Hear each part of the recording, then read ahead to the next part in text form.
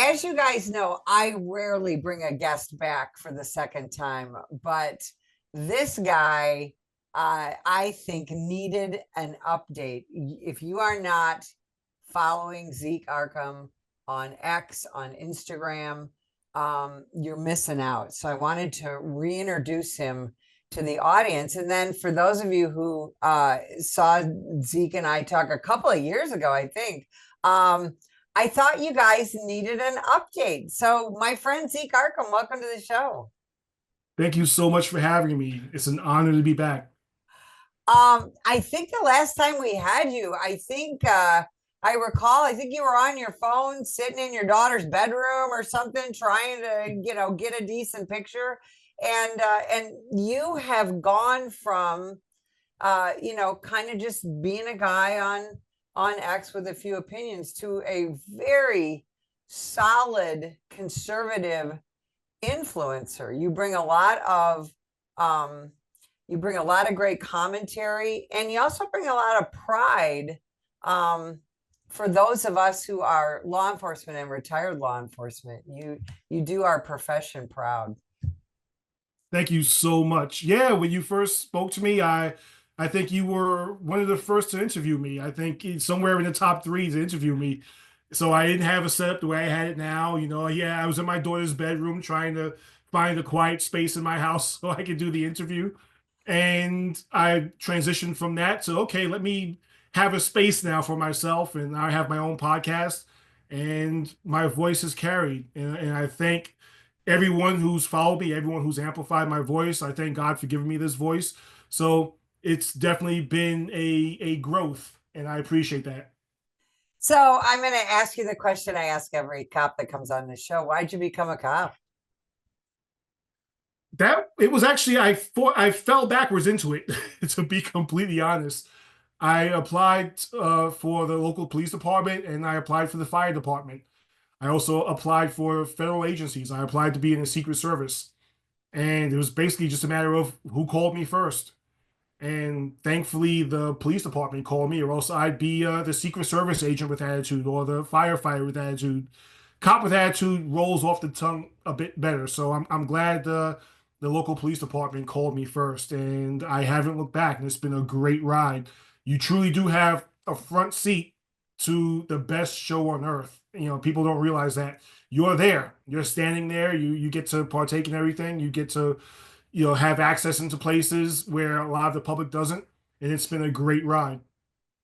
So, Zeke, when did you come into this persona where you thought that maybe people would enjoy your opinions? When did you become the cop with attitude? And tell us how that all began. I forgot the exact trial that was going on. And I remember reading these comments. I'm saying to myself, these people have it all wrong. There was one guy who said he was a cop that had it completely wrong. I don't know if he really is a cop or not, but he had it completely wrong. If he's a cop, he worked in the most Keystone Cop, Reno 911 area you've ever seen in your life. And I said, he's got it all wrong. So I looked around and I said, you know what? No one's coming out with actual facts. Everyone's been going off of what they watched on TV, watching the movies. You know, you got the guys who are the Law and Order veterans, the Law and Order Special Victims Unit veterans who've watched 5, 10 seasons of Law and Order and now think they have the exact story. I said, they've got it all wrong. So I said, let me, who've actually been in a police locker room, who's been in a police car, who hangs out with cops, tell the complete story. So I just started speaking. And I said, a cop with attitude, because I'm not going to be nice about it. I'm not going to be friendly about it. I'm not the Mayberry cop who wants to go and whistle with people. I'm going to bring it truthfully, and I'm going to bring it to people's faces. So I said, I'm going to be the cop with attitude. And I just started posting. And I started responding to people. And I started sort of just putting myself out there. And slowly but surely, people started following. I get asked all the time, what can I do to increase my follow count? And I always tell people, just be yourself, be authentic. And I think that's what drew people to me, just the fact that I was authentic, I was raw. I wasn't trying to sugarcoat anything. I'm going to tell you the truth. If the truth hurts, I'm going to keep bringing the pain. And that's where I am now. People started saying, you should start a podcast. You should really speak to people about what goes on. So I said, okay, I'll start a podcast. And thanks to people like you, Betsy, thanks to other people, I got the push I needed, and here I am. My podcast has a lot of ears to it, a lot of views, and like I said, I'm so thankful for that. Well, and you kind of transitioned in from, from just talking about law enforcement issues to fairly quickly talking about politics, conservatism, and you became a black conservative on X before it was, the super cool thing to do. Now all the cool kids are doing it. And how did that transition occur? Because I got to tell you, like when I was a young cop, we didn't talk about politics. You really did not talk about politics. We were taught that in the academy. And I sat next to people in roll call for 20 years that I didn't know anything about their politics until way later in my career. Well, I always say if you're a cop and you don't discuss politics, then you're missing out on a vital part of the job because that's what the job is nowadays, politics. Mayors, we see it directly. You have DAs who don't want to prosecute, and you have mayors and governors who want to treat criminals better than they do the victims. You're a cop. You're directly in the line of fire of this, so to speak. This directly involves you. So when you have someone like New York City Mayor Bill de Blasio, who wants to hug criminals and wants to push Marxism and wants to demonize cops, that directly affects you. When you have a presidential candidate who thinks she's law enforcement but has done nothing but literally hug criminals and talk about how proud she is of them and support criminals, this directly affects you. So if you are not involved in politics, then you are missing out on a key function of how to do your job. When you have the country shut down and now your orders are to go into people's houses and basically violate their Fourth Amendment, you have to know what you're saying yes to. You have to know what kind of orders you're given and what goes against your oath and what goes against the Constitution and what goes against the Bill of Rights. So, as much as I talk about being a conservative, I kind of refer to myself now more as a conservatarian because there are things about the Libertarian Party I like, there are things about the Conservative Party I like. So I kind of just, find a happy medium in between them both. I'm not a leftist. I'll tell you that much. I'm completely not one. But I try to pick and choose between conservatives and libertarians what I like. But I tell cops all the time, you have to remember, you took an oath to the Constitution. You took an oath to the people of this country. You did not take an oath to a specific politician, whether you agree with them or not. You have to be able to discern right and wrong. You have to be able to say, sir, ma'am, I cannot follow that order. That is a direct violation. So, as much as I try to advocate for cops, I also try to bring a realistic view and say our job is very political. I'm so glad you said that because that's one of the things that my husband and I, as we travel around the country and train cops, one of the things we've been doing for quite a while is we start every training class with the Pledge of Allegiance to remind them of this country and remind them of their oath to this Constitution that we all revere. And again, what you said is so important that we have got to pay attention, not just nationally, but as a cop, you're either working for, a mayor or a city council or a governor or a sheriff and a county board. You need to pay attention to their politics and their beliefs and all of that, because that directly affects, your work life. And then, of course, very often, your personal life. Now, you are a very Trumpian guy. You came out early for Donald Trump, both times. And I know you get a lot of pushback on that because you're Black. Talk about that. Well, my race doesn't discern who I vote for. I remember I had a discussion with someone a while ago, and he said to me, you have to remember you were Black before you were a conservative, and you were Black before you're a cop. And I said, yeah, but the truth was around before anything. So if I support someone like Donald Trump, it's because the truth is out there. You look at who supports us. You look at Donald Trump, who goes and he shakes cops' hands, whether he gets recognition for it or not. You look at someone like Trump who supports cops, whether he gets recognition for it or not, whether he gets pushback or not. he sits and stands with us. He sits and he shakes our hands. He sits and he's called the family members of cops where the cops have been killed in the line of duty. Kamala Harris, just looking back at the recent election, doesn't do that. She'd rather literally hug people like Jacob Blake. She'd rather start a Minnesota Freedom Fund so that rioters can get out of jail. So, when people say, oh, you can't support someone like Trump because you're black, first of all, yes, I can, because my race doesn't dictate my actions, and I'm not going to be beholden to something that can work against me later on. And I'm going to go with the truth. Trump is the truth, whether anyone likes it or not, whether anybody wants to think, oh, he's going to take away our rights. No, he's not. He's going to make sure this country gets better. We're going to be unburdened by what we've been burdened by over the past 4 years. So when I came out early for Trump, it was because, listen, I'm going to take a stand. I'm going to support someone who supports me, who supports all law enforcement, and I'm going to support someone who supports this country, where, like, love it or hate it, this is the best country we've got on this planet. This is the best shot any of us have at true freedom in this world. And we were at a bona fide crossroad during this past election, whether we're going to go down the path of freedom or we're going to go down a path of putting America last. And thankfully, and I keep saying this, we did good. Thankfully, this country voted in the right direction. And for law enforcement, we've got 4 years to really get ourselves together and hopefully make a return to when policing was good and we could actually be cops instead of being handcuffed, so to speak, by a lot of these local politicians.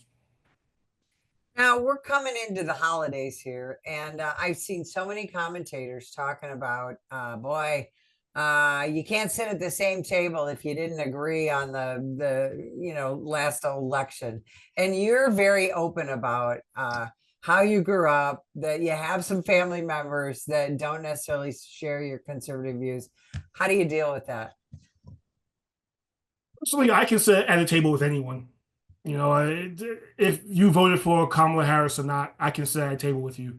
But I can't sit at a table. Who I can't sit at a table with is someone who is anti-cop, because I did this and I put food on the table with this profession for a long time. Who I can't sit at a table with is someone who is racist, who is not going to like me just because of the color of my skin. I'm not going to sit at a table with someone who doesn't love this country, who actively wants to destroy it because they've got this wonderful idea of Marxism, which has never been fruitful ever on this planet. In matter of fact, it's been the opposite. If you want to sit and you want to have a discussion, I've had discussions with people before who were racist, who hated cops, who were Marxists, who wanted to push their own agenda. Have I spoken with them before? Sure. I would find it really hard to break bread with them unless they were willing to listen to what I had to say and were willing to accept facts over their beliefs. But am I going to sit with a table with them and just think everything's hunky dory and just go ahead and pass the cranberry sauce? Yeah, probably not, just because at some point something's going to come up and then it's going to turn into a fracas. But if I can sit and talk to them, I'll sit at the table with them and talk to them. But it's not going to be something that's a joyous occasion. As far as family, I do have family that are anti-cop. I've got a sister-in-law who loves putting on her personal Facebook page about how she's raising a black son and she's got to teach this black son how to be safe around cops. And my rebuttal to her is always, well, then you're going to be teaching your son, your black son, how to be cautious around his black cop uncle, huh? Is that the conversation you're going to have? And of course she's like, no, I'm not. I don't mean you. Well, yes, you do. So I mean, it's during the holidays. I guess you just have to, in some cases, you have to, I guess, pick and choose who your family is. I've always been taught family isn't just blood. Family are the people who worry about your family, who pick your daughter up from her dance classes, who make sure your wife is okay coming home from dinner, who if you were at work and you called them, they'd be at your house within 5 minutes to make sure that everybody's okay. One of my old partners, who's my daughter's godfather, I love him to death because if I'm at work, if I'm stuck at work, I can't get home, I know I can call him and he is going to show up at my house, guns blazing, to make sure my family's okay. To me, he's family, to more so than any blood relative I have. And that's because he does stuff like that. He knows I do it for him. So I guess during this holiday season, I guess people just have to remember family isn't just blood. That is very well said. You were on the front lines of 2020, 2021. You dealt with the pandemic as a cop, then you dealt with the riots as a cop. Um, as we look forward, what's your takeaway from all that, and where do you think we are headed into 2025? I had an uncle that whenever I was feeling bad, whenever I was feeling kind of low, I would call him. And he would always tell me, baby boy, there's gold in them hills. Basically, just meaning that there's good in our future. During 2020, during 2021, the quote unquote summer of love riots, we had, like I said, we had a candidate who openly supported the rioters. We had a candidate who she was on the side of the criminals because it was the safest place for her to be. She couldn't be on the side of law enforcement because that's not the woke thing. That's not the appropriate leftist thing. You've got to be against the cops. You've got to be against the authority. With Marxism, you're either the oppressed or the oppressors. So she couldn't put herself on the side of the oppressors. She had to put herself on the side of the oppressed. The fact that there are cops out there who would turn around and then vote for her just mystifies me. I've spoken to cops who said, no, I'm still voting for Kamala Harris because I want this black woman, or so she says black. I want this black woman to be president. And I'm like, well, did you not experience everything we experienced in 2020? Weren't you standing right next to me when we were fighting off rioters? Weren't you right next to me when we were trying to put out burning police cars? And you still turn around and vote for this woman who would welcome this, who picked a vice president, who stopped the National Guard from going in there and calming his state down and bringing peace to his state. You stand with this? So yeah, I guess my answer is as cops we always have to be vigilant, and we always have to be looking forward, and we always have to remember the past. We always have to remember who supported us when all the chips are down.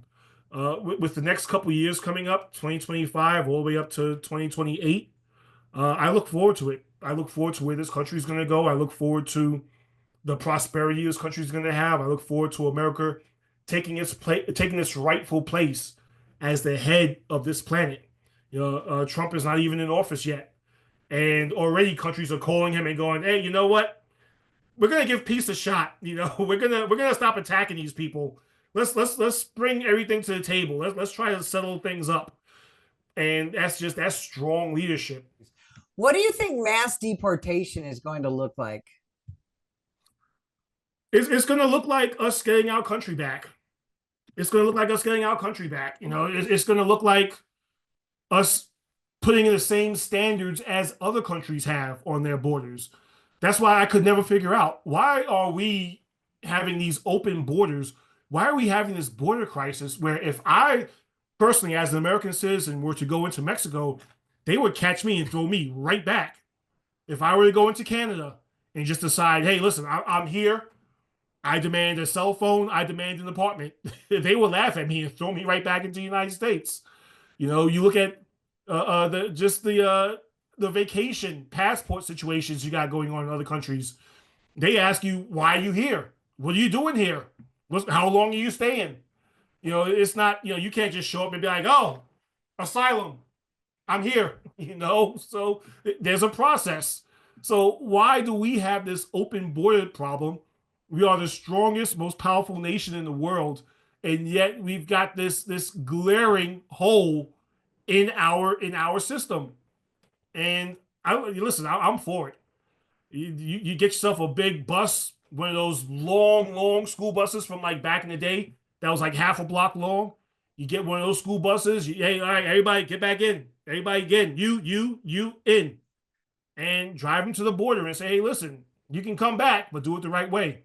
I have a brother-in-law, my wife's sister's husband. He's Scottish, and he's coming here from Scotland. He's immigrating here from Scotland. He's doing it the right way. He's got his paperwork. He's showing that he's a business owner. He's showing that he is going to be an asset to the United States. And to him, he's more insulted than anyone. And he compared it to the lines at Disney World. He said, you know how you go to Disney World, you go to Disneyland, and you stand online for an hour, and you get right up to the ride, and you're getting ready to get on the ride, and they bring someone out of nowhere, and that person takes your spot, and they get on the ride before you, and then they bring more people, and they get on that ride before you. That's what he compared it to. Absolutely. Zeke, I got about 50 more questions, but our time is up. Where can people find you? You can find me on Twitter, X, at Zeek Arkham, ZeekArkham. I have the same handle for Instagram. I put my video rants on Instagram, and I put my written rants on X, and sometimes the world's cross in between. So you can follow me on either platform, and you'll get pretty much all of me. And I want to tell people that your Instagram and your X are very different, and they're both worth following. I literally go through your Instagram stories sometimes while drinking coffee, and I laugh so hard I snort coffee out of my nose. There's no bigger compliment than that. Thank you so much. Thanks so much for spending time with us today. And if you'd like more information about the National Police Association, visit us at nationalpolice.org.